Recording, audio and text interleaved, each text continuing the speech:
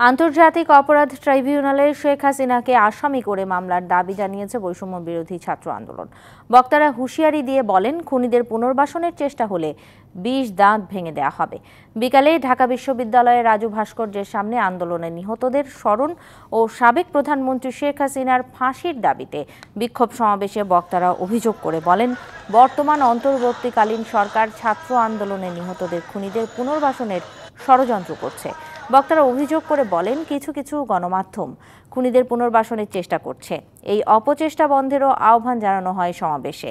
সমাবেশ শেষে একটি বিক্ষোভ মিছিল বের হয়। মিছিলটি রাজু ভাস্কর্য থেকে শুরু হয়ে শাহবাগ ঘুরে আবার ঢাকা বিশ্ববিদ্যালয় ক্যাম্পাসে গিয়ে শেষ হয়।